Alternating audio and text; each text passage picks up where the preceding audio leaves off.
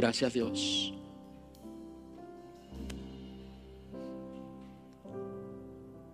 Usted puede tomar asiento si así lo prefiere.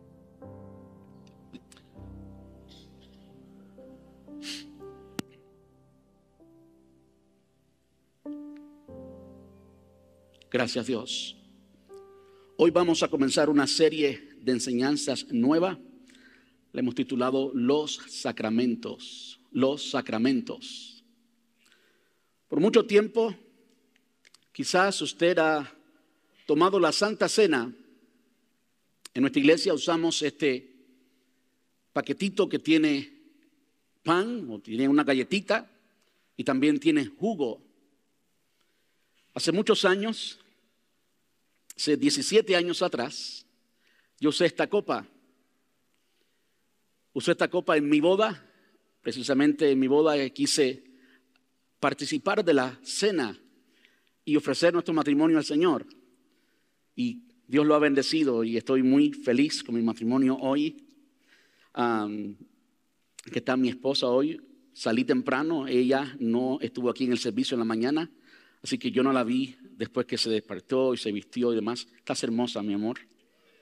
Ping, ping, ping, ping, ping. Me estoy ganando muchos puntos por ahí. No lo digo para ganarme puntos, lo digo porque es verdad. Y me pongo un poco emocional cuando miro esta copa y pienso que el Señor ha bendecido tanto nuestro matrimonio. Como decía, hice esto durante mi ceremonia de bodas porque era importante para mí.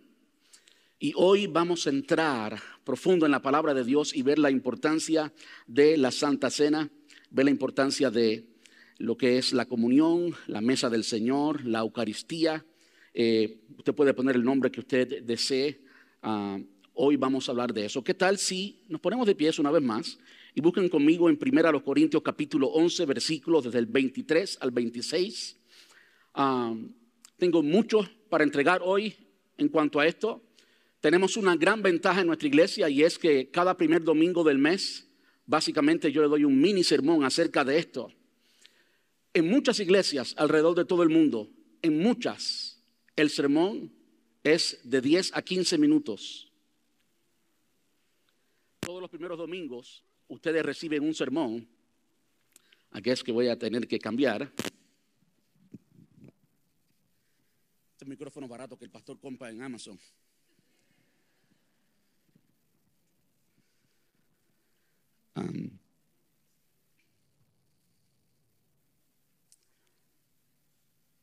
Por querer ser chistoso me salí de sermón de 15 minutos. Gracias. Alguien está escuchando, está prestando mucha atención. En muchos lugares el sermón es solamente 15 minutos y cada primer domingo del mes usted básicamente recibe un mini sermón acerca de esto, acerca de la Santa Cena. Hoy vamos a recibir un sermón completo y es mi deseo que hoy usted salga de aquí entendiendo 100% lo que es la Santa Cena y más aún siendo transformado por algo tan poderoso, algo tan glorioso a los ojos del Señor Jesús, a los ojos de los apóstoles, de la iglesia primitiva y también de la verdadera iglesia del Señor. La Santa Cena es de gran importancia. ¿Qué tal si leemos allí en 1 Corintios capítulo 11, versículo 23 al 26? Aparece en sus pantallas o aparecerá en sus pantallas en la versión Nueva Traducción Viviente. Si usted quiere seguirlo en su Biblia en cualquier otra versión, bien puede hacerlo. Dice, pues yo les transmito lo que recibí del Señor mismo. Interesante, el apóstol Pablo, aunque anduvo mucho tiempo con Lucas, aunque recibió de Lucas información que Lucas recibió de Pedro, uno de los apóstoles, que oyó esto del Señor Jesús, que estuvo allí en el aposento alto. Pedro, Lucas fue discípulo de Pedro, también del apóstol Pablo. Pero aquí Pablo nos está diciendo que él lo recibió en la revelación que tuvo cuando tuvo un encuentro con Dios. Él recibió esto del Señor mismo. Así es que nos lo dice. Pues yo les transmito lo que recibí del Señor mismo. La noche en que Jesús fue traicionado, el Señor Jesús tomó pan y dio gracias a Dios por ese pan. Luego lo partió en trozos y dijo, esto es mi cuerpo, el cual es entregado por ustedes. Hagan esto en memoria de mí. De la misma manera tomó en sus manos la copa de vino después de la cena y dijo: esta copa es el nuevo pacto entre Dios y su pueblo, un acuerdo confirmado con mi sangre. Hagan esto en memoria de mí todas las veces que la beban. Pues cada vez que coman este pan y beban de esta copa, anuncian la muerte del Señor hasta que Él vuelva. Pueden tomar asiento y gracias por honrar la palabra de Dios de esta manera. Lo primero que quisiera hacer hoy es darle un poquito de contexto. Tenemos que entender lo que estaba sucediendo en el aposento alto ese jueves en la noche, cuando Jesús llamó a sus discípulos, incluyendo Judas, y allí compartió con ellos una cena y se hizo por primera vez lo que conocemos hoy como Santa Cena. Y claro, hoy es simplemente simbolismo, es un simbolismo de lo que sucedió entonces. Aquí compartimos esto nada más. Cuando Jesús lo hizo con los discípulos fue realmente una cena. Y yo quisiera que viéramos un poquito, que aprendiéramos un poquito del contexto. Y lo primero que quisiera decir en cuanto al contexto es que la Santa Cena se celebró el día de la Pascua judía. Lo he dicho en varias ocasiones, así que voy a decirlo muy rápido, quizás profundizando un poquito más, solo un poquito más. La Pascua judía era una fiesta judía, la más importante de las fiestas judías, en las que por ordenanza de Dios, y hago énfasis en esta palabra ordenanza, porque la comunión o Santa Cena para nosotros es una ordenanza. Para el pueblo judío, la Pascua era también una ordenanza, y la Pascua recordaba, digo esa palabra también con mucho énfasis, recordaba algo que Dios hizo con el pueblo de Israel cuando Él los libró del cautiverio egipcio. No sé cuántos recuerdan la última plaga, la plaga de la muerte, cuando el ángel de la muerte pasaba y lastimaba al primogénito de cada familia egipcia. ¿Qué fue lo que salvó a las familias judías? Ellos fueron, voy a hacer énfasis en esta palabra, obedientes. No hacía sentido desde el punto de vista físico, simplemente fueron obedientes. El pueblo de Israel en Egipto, y el Señor les mandó que mataran machos cabríos y con la sangre pintaran los dinteles de las puertas, el marco de la puerta por fuera. Cuando pasaba el ángel de la muerte, en inglés se dice he will pass over, y el nombre en inglés pues le queda muy bien porque es así como se llama la fiesta en inglés. Pascua en inglés, Passover. El ángel pasaba sobre, pass over, a esa casa. De esa manera el Señor libró de la muerte a muchos en el pueblo de Israel. La fiesta de la Pascua era para recordar cómo el Señor trajo salvación al pueblo de Israel a través de este evento, y por eso se usaba vino. El vino lo usaban para recordar la sangre de estos machos cabríos. Y había un sinnúmero de simbolismo y cosas que ellos tenían que comer, por ejemplo, hierbas amargas y demás. Pero en esta ocasión quiero restringirme solamente a lo que es el pan y el vino. Ya les he hablado un poquito del vino. El pan los hacía recordar el maná, el pan sin levadura, el pan que el Señor proveyó milagrosamente cuando ellos andaban en el desierto. Hemos hablado tantas veces de eso, creo que todo el mundo conoce cómo el Señor hizo caer pan sin levadura. Y la Pascua era una oportunidad para recordar que Dios liberta, que Dios salva, que Dios liberta, que Dios no quiere que su pueblo viva en esclavitud. ¿Usted entendió bien? Dios no quiere que tú vivas en esclavitud.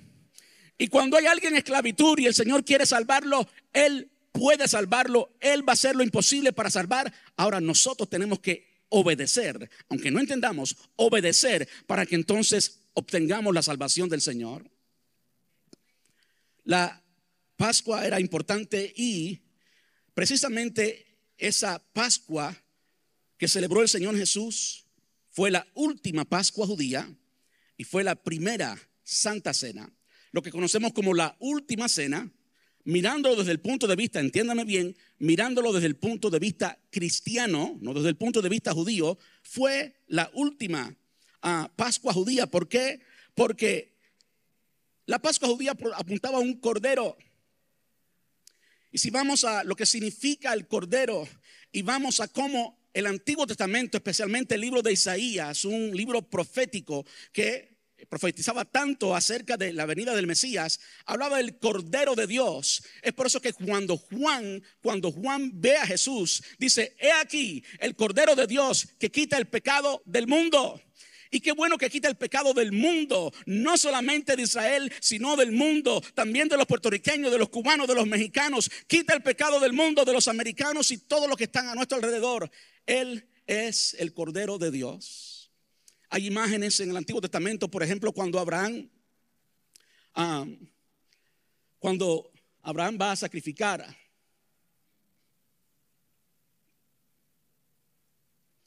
Y ustedes conocen que Dios mandó un cordero. Cuando él levantó el puñal para matar a su hijo, allí estaba el cordero. Eso es una imagen en el Antiguo Testamento de lo que Jesús es. Y de nuevo esa noche del jueves en la tarde, cuando Jesús estaba en el aposento alto, los que fuimos a Israel vimos el aposento alto, estuvimos precisamente en el lugar donde esto ocurrió. Fue la última Pascua judía. Ahora entiéndase, hasta el día de hoy los judíos celebran la Pascua. Es muy importante para el pueblo judío. Pero mirándolo desde el punto de vista cristiano, el Cordero de Dios que quita el pecado del mundo, una vez y para siempre estaba siendo sacrificado, iba a ser sacrificado el próximo día. Y por eso digo que para nosotros, desde nuestra perspectiva, esa fue la última fiesta de Pascua y la primera Santa Cena. Simplemente para darle un poquito de contexto, me siento tentado a expandir mucho más en eso, pero prefiero no hacerlo y dejarlo allí. Solo quiero que entremos en el contexto de lo que significaba para los discípulos. Cuando Jesús estaba celebrando como buen judío con todos sus discípulos, judíos todos, en el aposento alto la Pascua, entonces tomó ese momento tan significativo para la vida de todos ellos y le cambió el significado de una vez y para siempre. Sí, espero que sea así para nosotros. Cambió el significado a lo que conocemos hoy como la Pascua y le dio elementos o significado nuevo a lo que es el pan y a lo que es la sangre. Es decir, la sangre ya no iba a representar más la sangre de los machos cabríos que pintaron las puertas o los dinteles de las casas de las familias israelitas en Egipto. Ya no iba a significar más eso. Ahora la sangre iba a significar la sangre de Jesús, que limpia todo pecado de cada uno de nosotros. Le dio un significado nuevo. Y el pan ya no iba a significar más el pan sin levadura o maná que el Señor había enviado. Ahora iba a significar su cuerpo, el cuerpo de Cristo. Cuando pensamos en el pan, precisamente en el pan, yo quisiera que vaya conmigo Juan capítulo 6. Hay una palabra tan poderosa aquí y si la entendemos correctamente vamos a entender, ¿verdad?, el significado que tiene. Está Jesús hablando, está en Capernaum. Capernaum queda en Galilea, no en Judea, y fue donde Jesús estuvo más tiempo, en Capernaum, de donde era Pedro. Estando allí en Capernaum, Jesús habló del pan de vida. Dice el versículo 47, Juan capítulo 6, versículo 47: les digo la verdad, todo el que cree tiene vida eterna. ¿Cuántos dicen amén a eso? Todo el que cree tiene vida eterna. Sí, yo soy el pan de vida. Sus antepasados comieron maná en el desierto, pero todos murieron. Sin embargo, el que coma el pan del cielo nunca morirá. Yo soy el pan vivo que descendió del cielo. Todo el que coma de este pan vivirá para siempre. Y este pan que ofreceré para que todo el mundo viva es mi carne. Entonces la gente comenzó a discutir entre sí sobre lo que él quería decir. ¿Cómo puede este hombre darnos de comer su carne?, se preguntaban. Por eso Jesús volvió a decir: les digo la verdad, a menos que coman la carne del Hijo del Hombre y beban su sangre, no podrán tener vida eterna en ustedes. Pero todo el que coma mi carne y beba mi sangre tendrá vida eterna, y yo le resucitaré en el día final. Pues mi carne es verdadera comida y mi sangre es verdadera bebida. Todo el que come mi carne y bebe mi sangre permanece en mí y yo en él. Yo vivo gracias al Padre viviente que me envió. De igual manera, todo el que se alimenta de mí vivirá gracias a mí. Yo soy el pan verdadero que descendió del cielo. El que coma de este pan no morirá, como les pasó a sus antepasados, a pesar de haber comido el maná, sino que vivirá para siempre. Qué interesante estas palabras. Muy interesante y un poquito controversial que él haya dicho que el que no coma, el que no beba, pues no va a tener parte conmigo. Como que esto es importante. Y claro, hay ciertas corrientes doctrinales, ciertas religiones que creen que cuando comen el pan y cuando beben el vino o el jugo, están comiendo literalmente, eso tiene un nombre, hablaré de eso un poquito al final. ¿A qué se estaba refiriendo Jesús? Jesús se estaba refiriendo a la expresión que dijo al principio: comer el cuerpo de Jesús y beber la sangre de Jesús es lo que él dice en el versículo 47. Les digo la verdad, todo el que cree tiene vida eterna. Es creer, es por fe. ¿Cómo es que tú puedes comer este pan y beber esta sangre? Es por fe. No es que estamos bebiendo literalmente la sangre, no es que somos caníbales, estamos comiendo el cuerpo de Cristo. Es que por fe estamos participando de Él y por lo tanto estamos creyendo en el Hijo de Dios. Y cuando creemos en el Hijo de Dios, aunque a veces no entendamos algunas cosas, podemos recibir el beneficio. Y el beneficio es vida y vida eterna. Vida eterna. Mire, cuando usted se mire en el espejo y se vea un poquito de arrugas y vaya al doctor y el doctor le diga pues todas las cosas que tiene que decirle, porque naturalmente envejecemos y nos enfermamos, usted puede decirle: ¿sabe qué? Yo voy a tener vida eterna. Y lo van a mirar como un loco, pero usted puede usar esa oportunidad para predicarle del evangelio. Y sí, yo le voy a decir, todos nosotros quizás, si el Señor no viene antes, vamos a morir. Pero adivinen qué, vamos a también ser resucitados y resucitaremos en un cuerpo que no experimentará jamás ninguna enfermedad. Olvídese de arruga, olvídese de gordura, olvídese de diabetes. Esa es la promesa de vida para el pueblo de Dios. Vida eterna, vida eterna. Y como hablaba con alguien en el lobby, cuando el apóstol Pablo dice: para mí el vivir es Cristo y el morir es ganancia, está diciendo que lo peor que nos puede pasar en la vida es morir, ¿verdad que sí? Y nunca morimos de una buena causa, siempre hay algo malo que sucede. Lo peor que puede suceder, lo que todo el mundo está evitando, es la muerte. Y eso para nosotros es victoria, es ganancia, es mejor, porque estaremos para siempre con el Señor. Esa es la victoria del creyente. Usted siempre tiene la victoria, aunque esté enfermo. Y si el Señor puede sanarle, es otro tema. El Señor puede hacer un milagro. Yo creo en milagros. Pero si el Señor no decide hacer el milagro, usted tiene vida eterna. Le voy a decir más. Y si el Señor decide hacer el milagro y sanarlo de cualquier enfermedad, ¿usted va a morir? ¿Usted cree que va a vivir 400 años? Eventualmente va a morir. Pero eso será dejar este cuerpo para vestirnos de uno inmortal, para vestirnos de uno incontaminable. Eso es la vida eterna. Bueno, seguimos hablando un poquito más del contexto. Me gustaría que entendiéramos cómo es que la iglesia primitiva lo hacía. ¿Cómo es que la iglesia primitiva participaba? ¿Qué lugar tenía la Santa Cena en la primera iglesia? Y podemos verlo en Hechos capítulo 2. Hechos capítulo 2, versículo 42 nos describe en una forma muy resumida la vida de los primeros creyentes. ¿Cómo era la vida de la iglesia? La iglesia más pura, la iglesia modelo. ¿Cómo se caracterizaba esta iglesia? Dice: todos los creyentes, ahí estaba toda la iglesia, todos los creyentes se dedicaban. Esa palabra es importante. Usted puede subrayarla. A ver si, creo que me concentré tanto que pasé, ahí está.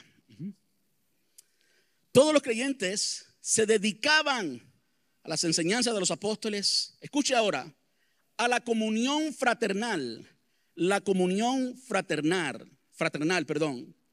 A eso se está refiriendo en parte la Santa Cena, y vamos a ver cómo ahorita esto es parte de lo que es la experiencia de la Santa Cena, a participar juntos en las comidas, entre ellas la cena del Señor. Por favor, mire por un momento que se dedicaban, la vida cristiana al principio consistía, esto era lo esencial. La Santa Cena fue muy importante, esencial.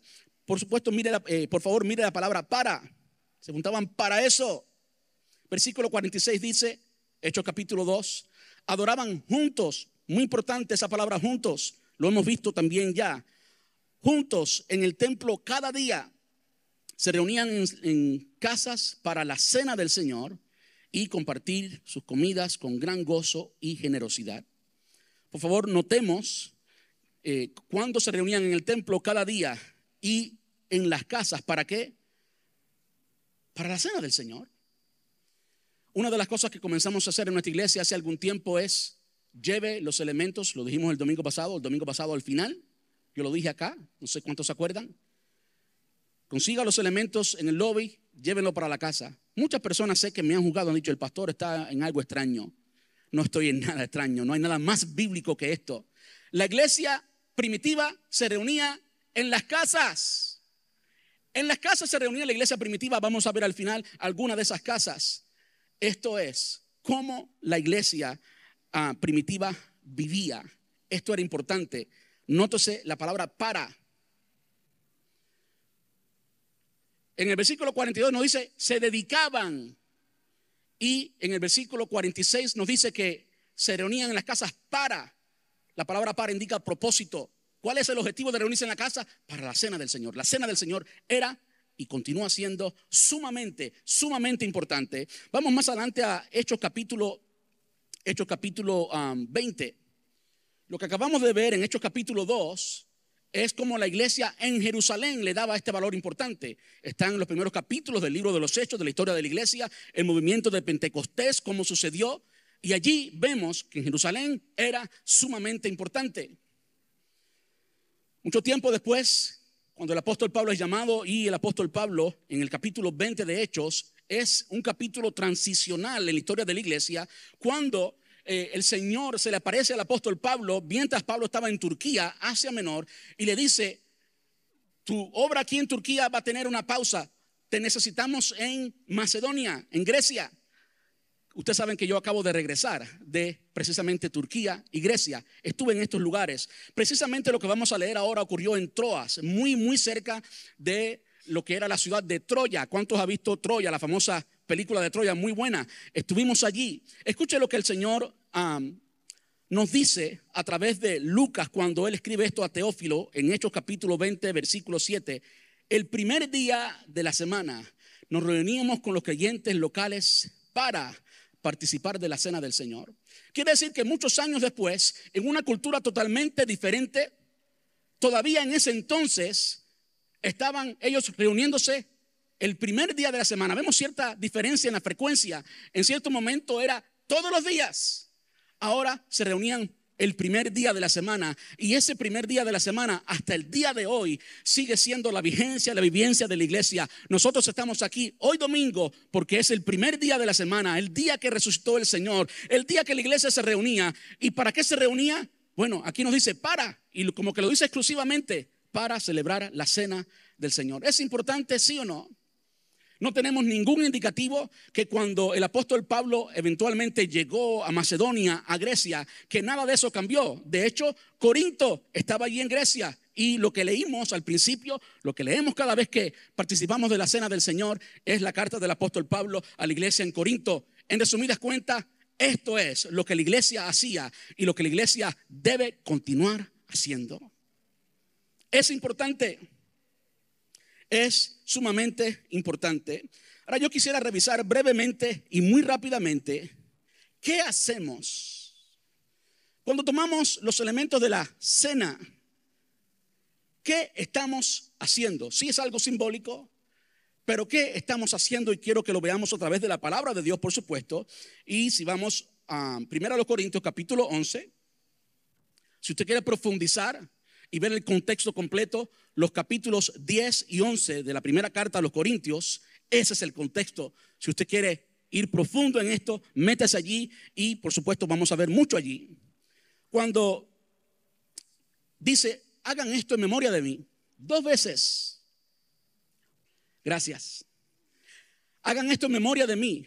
Lo dice en el versículo 25, lo dice en el versículo 24, después de él anunciar el pan y después de anunciar el vino. Las 2 veces dice, hagan esto en memoria de mí. De modo que, entiéndase esto. Aquí está el apóstol Pablo diciéndole a la iglesia de Corinto lo que Jesús le había mandado a los discípulos. Y ese verbo es imperativo, no es una sugerencia. Hagan esto en memoria de mí. De modo que lo primero que estamos haciendo cuando estamos tomando la Santa Cena es siendo obedientes. ¿Se acuerdan cómo el pueblo de Israel fue salvo porque fue obediente? Quien no fue obediente porque dijo, que yo voy a matar un chivo, dije, y que voy a pintar la puerta de la casa y que no va a entrar el ángel. ¿Pero y cómo va a ser eso? ¿Pero qué? No. Fueron obedientes. Obedientes. ¿Qué dice el Señor? Hagan esto. Y evidentemente la iglesia primitiva era obediente a esto. ¿Qué hacemos? Estamos siendo obedientes, es lo primero. Lo segundo, estamos siendo obedientes en recordar.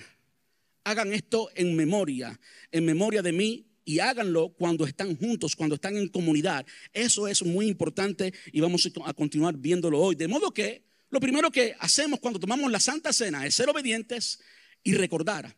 Ahora, cuando hablamos de recordar, no estamos hablando de simplemente hacer memoria de un evento histórico. No. Estamos haciendo memoria del evento que cambió tu vida y mi vida para siempre, y puede cambiar la vida de todo aquel que cree. Todo aquel que cree y recibe verdaderamente el Señor, como dijo Jesús en Mateo 6, en Juan 6, perdón, no Mateo. Si tú comes y bebes, si crees en Él, tu vida va a ser transformada. Tu vida va a ser realmente transformada. Permítame decirles que en todo el mundo la religión más grande hoy sigue siendo el cristianismo, porque hay miles de millones de personas que todavía son transformadas por el poder de la sangre, porque el pan realmente cambia la vida de las personas cuando recibimos el regalo de Jesús, cuando entendemos que Él murió por nosotros. Es lo que significa el pan. Vamos a ver un poquito más de eso adelante. Eso es lo que estamos recordando. Estamos recordando el perdón. Estamos recordando que no lo merecíamos. Estamos recordando que en verdad Jesús vino y murió por nosotros. ¿Sabe? Hay personas allá afuera tan ignorantes que ni siquiera creen que Jesús existió, porque es más fácil para ellos pensar, que Jesús no existió, y eso sería algo totalmente absurdo. Jesús sí existió. Él cambió el tiempo en 2 eras. Vaya a Israel y usted va a ver exactamente dónde ocurrió todo. Recordamos el sacrificio de Jesús, recordamos todo lo que Jesús nos enseñó con su sacrificio por cada uno de nosotros. Algo importante es que tenemos que hacer esto en comunidad, y eso nos dice que al Señor le agrada cuando tú y yo vivimos en comunidad con los demás. Vamos a verlo en unos versículos más adelante, pero permítame decirle esto en cuanto a la comunidad.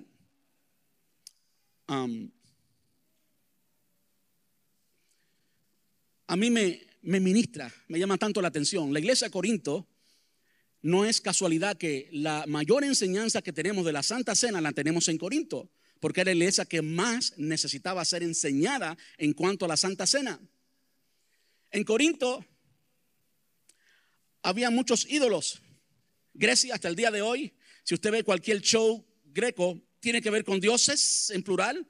El panteón de dioses en toda Grecia es algo muy grande. La idolatría era muy grande y muchos participaban de eso porque era la cultura, era lo que normalmente ellos estaban acostumbrados a ver y a sentir y a experimentar y a todo. Y después que participaban de lo sacrificado a los ídolos, ahora venían a participar de la Santa Cena del Señor. Ese es el contexto precisamente de 1 Corintios capítulo 10 y capítulo 11, y lo que nos ayuda a nosotros tener hoy todo lo que tenemos en cuanto a la Santa Cena.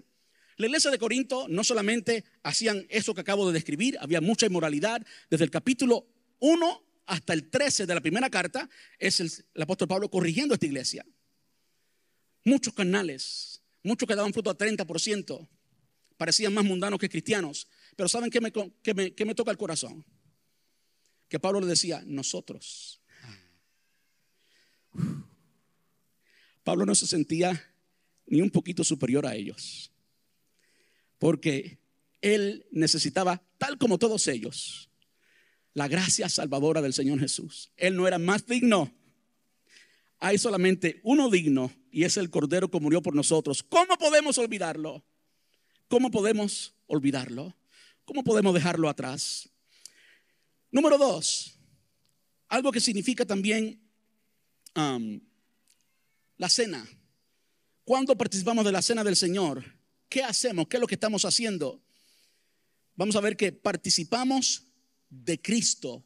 Participamos de Cristo, cada uno de nosotros. Vamos conmigo primero a los Corintios capítulo 10. Ahora el capítulo 10, versículo 16. Dice, cuando bendecimos la copa en la mesa del Señor, la Santa Cena, ¿no participamos en la sangre de Cristo? Participamos. Nos incluye a todos. Nadie se queda afuera. Participamos de la sangre de Cristo. Y cuando partimos el pan, ¿no participamos en el cuerpo de Cristo? Ahí lo dice muy claro. Por supuesto son preguntas retóricas. La respuesta es un redundante: sí participamos. Tú y yo estábamos allí en la cruz. El apóstol Pablo escribió una carta a la iglesia en Colosas. Cuando usted vaya a Turquía va a notar que en Colosas no hay nada porque todavía tiene que ser descubierta. Un detallito del viaje. Vamos a Colosenses capítulo 2 y versículo 14. Este es un pasaje poderosísimo, poderosísimo. Y habla de cómo tú y yo precisamente estamos allí en la cruz participando. Dice, él anuló el acta con los cargos que habían ¿contra quién? Contra nosotros. Él anuló el acta de los cargos que habían contra nosotros y la eliminó clavándola en la cruz del Calvario. ¿Qué fue lo que fue clavado en la cruz? El cuerpo de Cristo, simbolizado en el pan. Tú y yo participamos, estábamos allí. Usted sabe cuando el apóstol Pablo escribe a los romanos, él le dice que a los que antes conoció, a estos también llamó. ¿Saben este pasaje, Romanos capítulo 8? Y saben cómo él escribe a los efesios y le dice a los efesios que fuimos escogidos en él desde antes de la fundación del mundo. Yo no sé si usted se emociona, pero usted tiene un nombre, una identidad única. Y sí, usted puede decir, él murió por mí. Desde antes de la fundación del mundo, él sabía mi nombre. Yo no entiendo todos los pormenores. Yo no entiendo cómo fue que él, en un momento específico en mi vida, él me salvó. Pero él conocía mi nombre mucho antes de hacer nada. Él, desde antes de la creación del mundo, me escogió. Romanos 8. Él nos conoció. Él estaba pensando en ti y en mí con nombre, apellido y fingerprints cuando estaba allí en la cruz. Tú y yo participamos. Estábamos allí. Y eso fue lo único que llevó al Señor a la cruz. No había otra cosa que llevó al Señor a la cruz. ¿Saben cómo Pablo habla del Señor Jesús? El Cordero de Dios. No el Cordero de los romanos, no el Cordero de los judíos. No, el Cordero de Dios. ¿Quién le llevó a la cruz? La justicia del Padre. Él es santo y justo. La paga del pecado es muerte. Por lo tanto, Él pagó. No fue que los judíos hicieron o que los romanos hicieron. Ellos hicieron lo suyo, por supuesto. Fue parte de la historia. Así lo vemos en el mundo físico. Pero ante el trono de Dios, Él tenía que padecer por ti, por mí, llevar tu culpa y mi culpa. El acta de los decretos que estaba en nuestra contra, quiero ir demasiado rápido. Fue clavada en la cruz del Calvario. Le doy un aplauso al Señor por eso.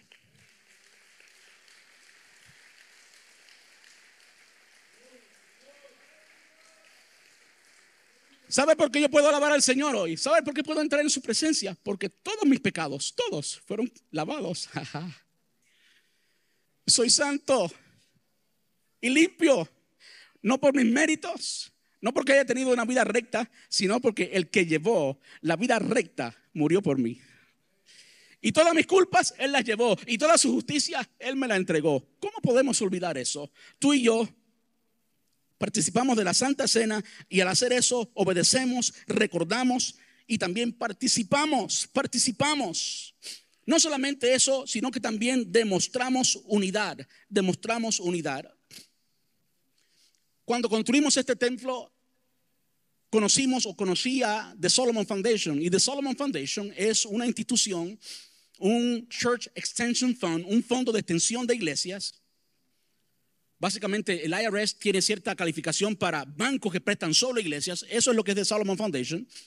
Y cuando ellos me entrevistaron, me preguntaron, ¿tú eres de el movimiento de restauración cristiana? Yo dije, ay, qué cosa extraña es eso. Yo no conocía lo que era el movimiento de restauración cristiana. Quizás en el Instituto Bíblico aprendí, pero se me olvidó. Yo le dije, no, yo no sé qué es eso. ¿Ustedes creen en la Santa Cena? Sí. ¿Creen en el bautismo, los sacramentos, lo que vamos a estudiar en estos tres próximos domingos? Sí.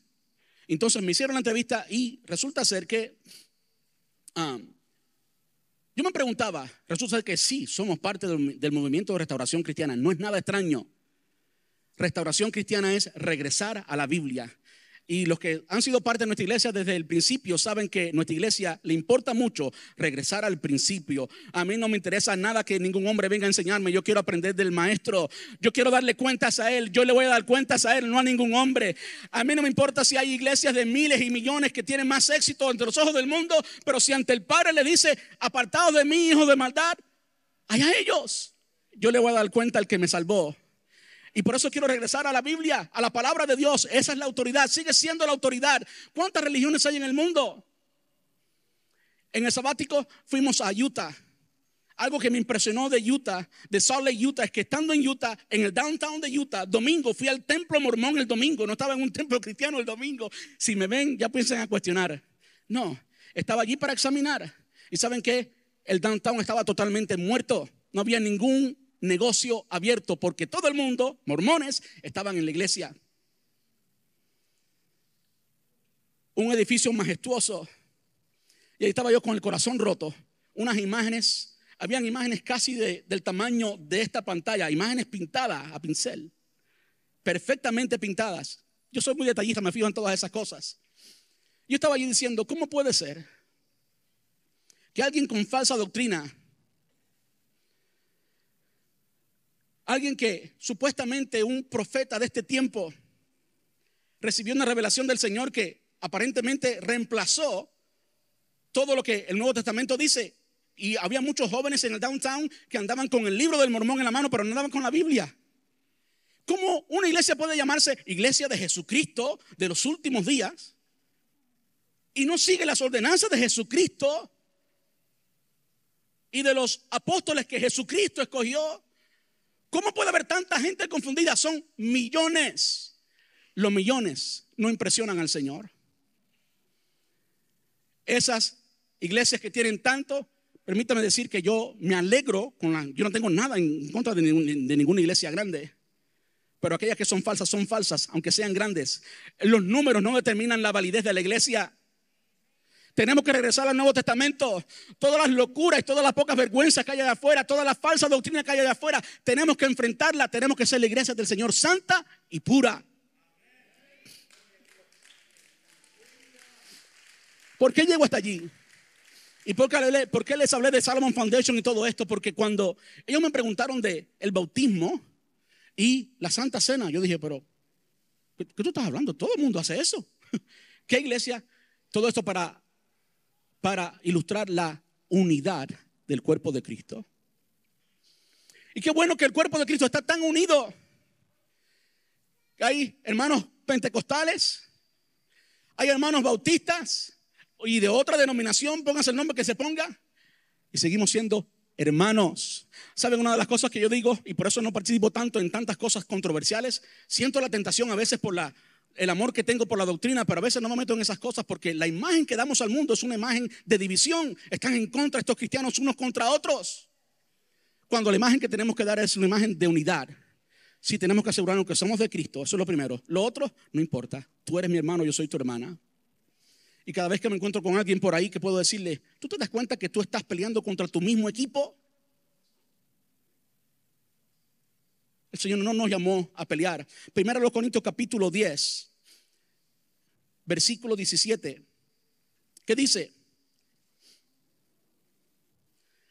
Aunque somos muchos, todos comemos de un mismo pan con lo cual demostramos que somos un solo cuerpo. Somos el pueblo de Dios, somos la iglesia con I mayúscula. Somos la iglesia del Señor. Todas las iglesias de nuestra región somos la iglesia del Señor. No estamos aquí para competir, ni en círculos pequeños, ni en círculos grandes. Todos nos necesitamos el uno al otro. Si tu hermano te cae mal, ¿sabes qué? Perdónalo y ámalo, porque si no lo amas, la palabra dice que tú no eres cristiano. Tenemos que vivir en unidad y dejar toda actitud del mundo fuera.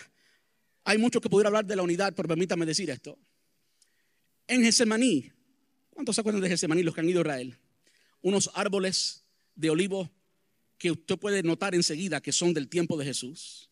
Allí están intactos, como el monte de los olivos, el lugar preferido del Señor Jesús para orar. Cuando Jesús fue allí, Juan capítulo 17, usted puede leerlo, Juan capítulo 17, ¿qué estaba haciendo el Señor Jesús? Orando. Y le decía a los discípulos, le decía al Señor, no a los discípulos, estaba orando. Decía, Padre, yo tengo otras ovejas que son de otro redil. Después de orar por sus discípulos, los 12, le decía al Padre, no te pido solamente por ellos, te pido por otras ovejas que son de otro redil. ¿Quiénes son esas ovejas? Tú y yo, con nombre y apellido. Tú y yo. Y después le decía, escuche por favor, te ruego que sean uno, como tú, oh Padre, en mí y yo en ti, que ellos sean uno.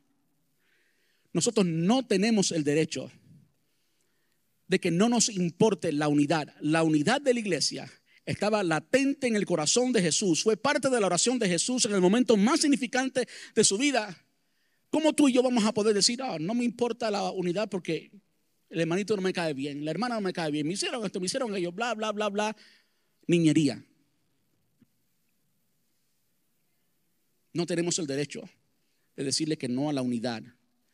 Tenemos que amarnos, tenemos que perdonarnos. ¿Saben por qué muchas veces los cristianos no crecen? Porque nunca han perdonado a nadie.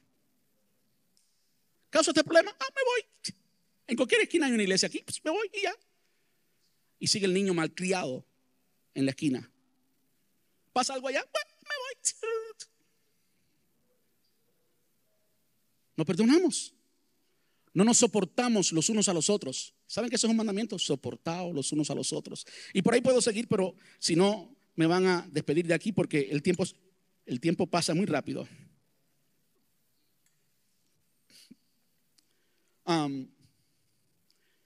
Demostramos unidad. Aunque somos muchos, todos comemos de un mismo pan, con lo cual demostramos que somos solo un cuerpo. Piense por favor en los que estaban allí. Yo he hecho mucho énfasis en esto cuando ministro la Santa Cena. Los que estaban allí en la primera Santa Cena, estaban Pedro, que iba a negar en 2 días después, iba a negar al Señor Jesús, estaba allí. Estaba Tomás, que después de la resurrección no iba a creer, y hasta que no ponga mi dedo no creo. Toda esa gente estaba allí. Hasta Judas estaba allí.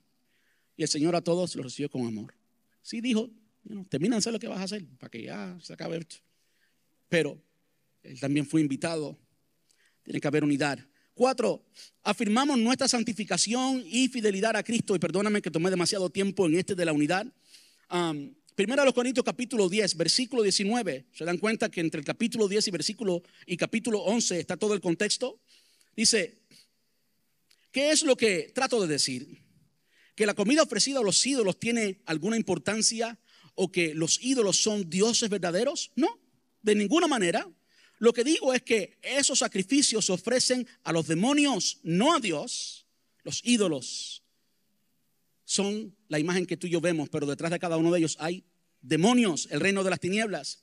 Y no quiero que ustedes tengan parte con los demonios. Ustedes no pueden beber de la copa del Señor y también de la copa de los demonios. No pueden comer de la mesa del Señor y también de la mesa de los demonios.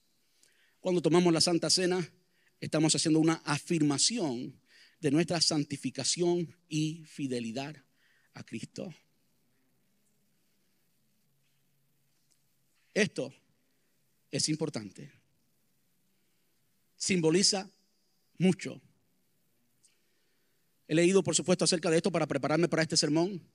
Muchos lo consideran un sermón visual, no oral o verbal, sino un sermón visual. Al hacerlo, estamos permitiendo que todo el mundo vea lo que somos como creyentes. Y una de las cosas que significa es nuestra afirmación por la santificación. Santificación significa que somos separados para Cristo y que somos fieles a Él. No podemos comer de la mesa de los demonios y también venir a la iglesia y participar de la Santa Cena como si nada. No. Esto es más importante. Esto es muy importante y tenemos que definirnos. No solamente hacemos eso, sino que también anunciamos, como dice el versículo 26, pues cada vez que comen este pan y beben esta copa, la muerte del Señor anunciáis hasta que Él venga. Eso lo dejaremos para otro momento, hablar de la anunciación. Estamos anunciando de forma visual que creemos que Él murió. El pan significa el cuerpo, como he dicho tantas veces. ¿Por qué esto es importante? Porque el Señor tuvo que tener un cuerpo. Como dice Juan, y este verbo se hizo carne y habitó entre nosotros y vimos su gloria. Él se hizo carne. ¿Por qué eso era importante? Porque Él solo podía morir en un cuerpo humano, en un cuerpo espiritual, como el que tenía antes de entrar en el vientre de María. No podía morir. Tenía que tomar un cuerpo físico y vertir su sangre por nosotros. Eso lo anunciamos. Anunciamos la muerte del Señor. Eso lo anunciamos hasta que Él venga. De modo que cuando tomamos esto, predicamos visualmente y le decimos al mundo y le decimos a los otros creyentes que creemos firmemente en esto. Esto es lo que yo creo. Él realmente murió por mí. Y al mismo tiempo, digo, Él murió pero Él resucitó, porque si no hubiera resucitado no vendría por nosotros. Estamos diciéndole, yo creo que Él resucitó y que, como Él dijo, fue a preparar lugar para nosotros. Eso es lo que creemos en la iglesia. Y al participar de la cena del Señor, creemos en eso. Por último, quiero decir que nos examinamos. Y aquí quiero leerle primero a los Corintios capítulo 11, versículo 27. Dice, por lo tanto, escuche esto: cualquiera que coma este pan o beba esta copa del Señor en forma indigna es culpable de pecar contra el cuerpo y la sangre del Señor. Por esta razón, cada uno debería examinarse. Asimismo, antes de comer el pan y beber la copa, pues si alguno bebe el pan y bebe la copa sin honrar el cuerpo de Cristo, come y bebe el juicio de Dios sobre sí mismos. Sobre sí mismo, perdón, le puse una S al final. Esa es la razón por la que muchos de ustedes son débiles y están enfermos, y algunos incluso han muerto. Versículo 31. Si nos examinamos a nosotros mismos, Dios no nos juzgaría de esa manera. Sin embargo, cuando el Señor nos juzga, nos está disciplinando para que no seamos condenados junto con el mundo. ¿Qué estamos haciendo cuando participamos de la cena del Señor? Nos estamos examinando. Nos estamos examinando. Usted, si vive en pecado, si usted está en fornicación y sabe que está en fornicación, o adulterio y sabe que está en adulterio, y sabe que el día de mañana, cuando salga de aquí, va a regresar a eso, por favor, no la tome. Porque como dice el apóstol Pablo, juicio come y bebe para sí. Y sí, lo que está diciendo ahí es que sí había muchas personas que habían muerto por esto. Yo no sé si en la iglesia del Señor, mirando la iglesia a nivel mundial, hay personas que han muerto, que el Señor las ha quitado porque no han honrado. Este es el Nuevo Testamento, esto es vigente para nosotros. Viene a mi mente la mente de alguien muy popular, muy conocido, que pecó muy públicamente y todo el mundo lo supo, y fue una deshonra para el cuerpo de Cristo. Pero yo no sé si su enfermedad fue juicio de Dios o no. Yo prefiero que sea Dios quien nos juzgue y no yo. Yo no soy nadie para juzgar. Pero esto es serio. Esto es serio. Esto es importante. Esto no es un simbolito que vengo, me tomo un juguito y se acabó. No. Esto fue importante para el Señor. Fue un mandamiento. Fue importante para la iglesia. Significa todo lo que hemos visto. Y tenemos que examinarnos. Ahora, cuando usted se examina, entienda esto, por favor. Entienda esto. De cierto modo, si usted se mira a sí mismo y se mira a través de los ojos de Dios y se mira a través de la justicia de Dios, usted está descalificado. Eso es lo que el apóstol Pablo dice de nosotros. Pues cuanto todos pecamos, estamos destituidos de la gloria de Dios. En otras palabras, si usted hace un examen bien profundo, usted va a sentirse descalificado. Escuche, ¿qué es lo que hace la diferencia? ¿Qué es lo que hace la diferencia? La diferencia está en que si usted es de Dios, si usted es de Dios, si usted es un hijo de Dios, usted no va a poder pecar deliberadamente. Usted está ahí sentado y usted está temblando y por dentro está temblando porque el Espíritu Santo le santifica. Y yo quiero decirle que si ese es el caso, la única forma en que tú puedes seguir adelante es viniendo a los pies de Cristo. En otras palabras, es arrepintiéndote y tomando la Santa Cena. No es diciendo que no. Es arrepintiéndote de lo que el Señor quiere. No es que te alejes, no es que te vayas de la iglesia. Alguien cayó en pecado. Dios no quiere que te vayas de la iglesia. Dios no quiere que regreses al mundo. Él te escogió desde antes de la fundación del mundo. Él no se equivocó contigo. Él sabía que ibas a pecar antes que lo cometiera. Pero también te está llamando al arrepentimiento para que te arrepientas y disfrutes de todo lo que el Señor tiene para ti. Eso es lo que el Señor quiere decirnos.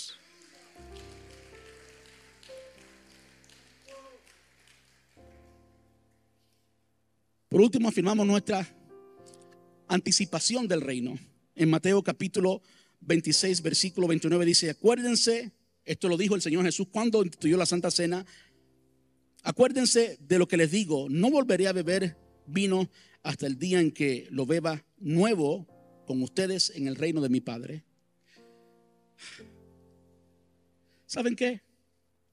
Eso fue antes de que Pedro negara al Señor Jesús. Qué hermoso es el evangelio y qué poderoso.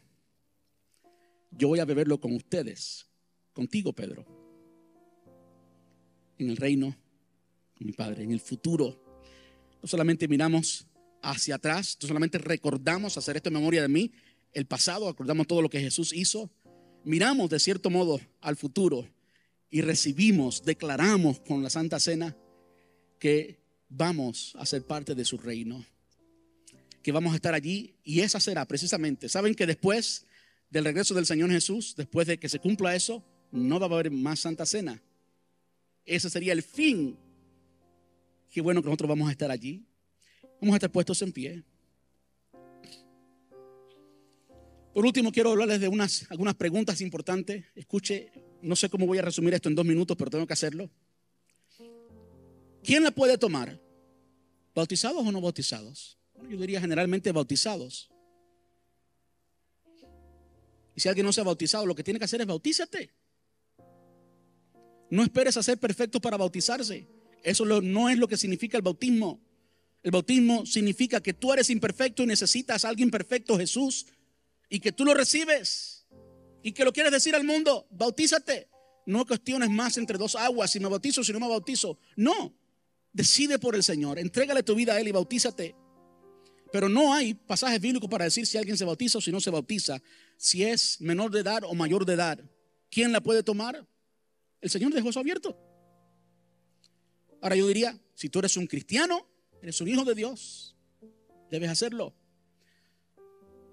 Yo recuerdo que cuando yo era niño, tan cristiano como lo soy hoy, no permitían que lo tomaran si uno no era bautizado.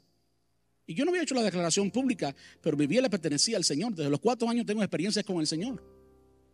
Y saben que a veces yo me sentía de segunda categoría, que como que yo no calificaba. Yo quiero decirles, no, la palabra me enseña eso.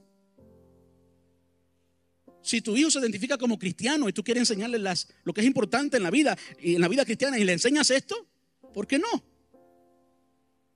¿Quién debe ministrarla? ¿Quién debe servirla? No es el pastor. Por eso, intencionalmente, en nuestra iglesia, a veces lo hacemos en los grupos, a veces usted la lleva a la casa. Porque yo creo lo que la palabra dice. Yo no soy el único ministro en esta iglesia. El apóstol Pablo dice, mas vosotros sois, todos nosotros, linaje escogido, real sacerdocio. Usted tiene que experimentar eso, tiene que vivirlo. Usted tiene que romper el pan. Usted tiene que sentirse con el deber de estudiar la palabra de Dios y ministrarle eso a su familia. Usted es el sacerdote de la familia. Y si usted no está casada, estoy hablando de las hermanas, por supuesto, usted es la sacerdotisa. Usted ministrele también a las personas en su hogar, a sus hijos, aunque sea madre soltera. ¿Cuándo? ¿Qué tal semanalmente? ¿Qué tal si vamos como lo hacía la iglesia en Macedonia? Como hace la iglesia en Turquía, el primer día de la semana cuando nos reunimos. En nuestra iglesia por eso lo hacemos así. El primer día de la semana, el domingo, el primer domingo del mes. Acá, el segundo domingo del mes. En los grupos sé que hay todavía problemas de logística en establecer eso. Pero ¿saben qué? Los líderes tienen que sentirse identificados como sacerdotes. Y en el hogar igual. El último domingo del mes usted la lleva y la ministra o la debe ministrar en el hogar. ¿Dónde? En cualquier lugar. Jesús nunca lo hizo en el templo. La primera fue en el aposento alto, en una casa. En Jerusalén estaba la casa de María. No María la madre de Jesús, María la madre de Juan Marcos, donde el apóstol Pedro fue después de ser liberado de la cárcel. Hechos capítulo 12, la casa de María, allí lo hacían. En Filipos, la casa de Lidia. En Éfeso, la casa de Aquila y Priscila. En Colosas, en la casa de Filemón. Y tengo los pasajes bíblicos para eso. ¿Por qué usted no quiere hacerlo en su casa? Vamos a hacerlo. ¿Qué tal si participamos de la cena del Señor ahora? Los elementos están afuera. Y vamos a hacerlo ahora con más significado, entendiendo lo que estamos haciendo.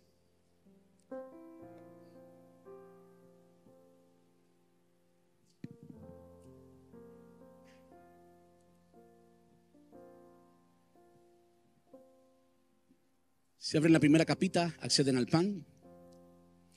Señor, te damos gracias por tu cuerpo que fue quebrantado y molido por todos nosotros. Creemos que moriste por nosotros en la cruz del Calvario, que realmente tomaste un cuerpo humano y entregaste tu vida allí por mi culpa.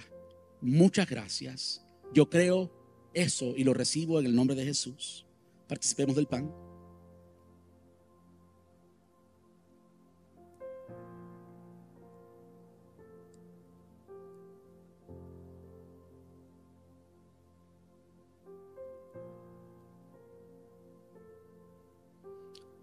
La sangre simboliza el nuevo pacto. Un acuerdo sin retorno, un acuerdo inquebrantable. Eso es lo que significa un pacto en el contexto judío. Él firmó el pacto. Eso es lo que él dijo. Este es mi nuevo pacto en mi sangre. Así participemos del jugo.